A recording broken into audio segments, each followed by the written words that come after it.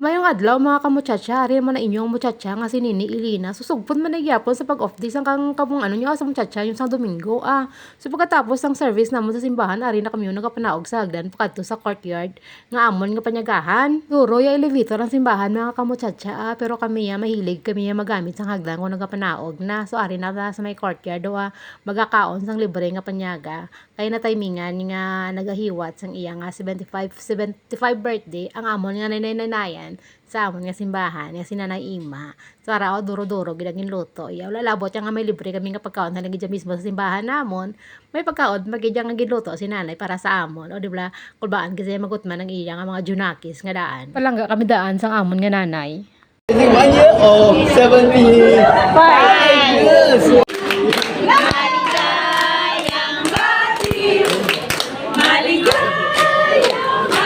Tanawan nyo ka muchacha, mga busog na ang mga sinakpa ni nanay, o di bala?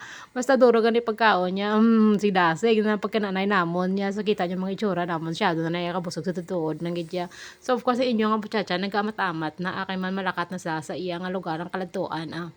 Kay man nga plano ang inyong muchacha nga maglago-lagaw sa diri sa may Singapore. So ara na ganin ang kagwa na tagani sa may simbahan namon. So nagapanaog naman kita diri sa hagdan para nga magadto sa may MRT station. Pero antes magagi sa may antes makadto sa may MRT station, masulod ta dianay sa may Value Dollar Shop. O ay gusto ko tani mamakas ang akon nga balaklon.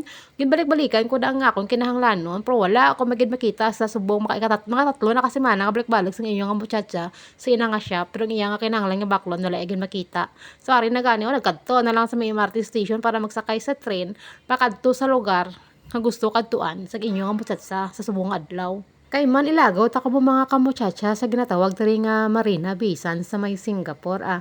So pag makita mo gani nga mga kamuchacha nga duro ga panaog sa may train nga ginasakyan sa inyo nga muchacha buot silingon nagagi sila sa Orchard.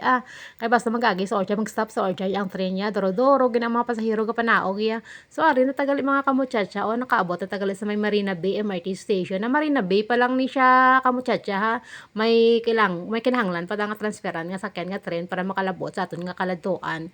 Pero sa totoo lang, tungkol ang inyo ka muchacha, hindi magisanay nga maglagaw kung sa diin pa. Hindi, medyo nagtalang-talang ang inyo nga muchacha pagkaabot diri sa may Marina Bay nga MRT station. Kay man syado ka lapad, syado ka dako sa train station nga aton nga panawagan.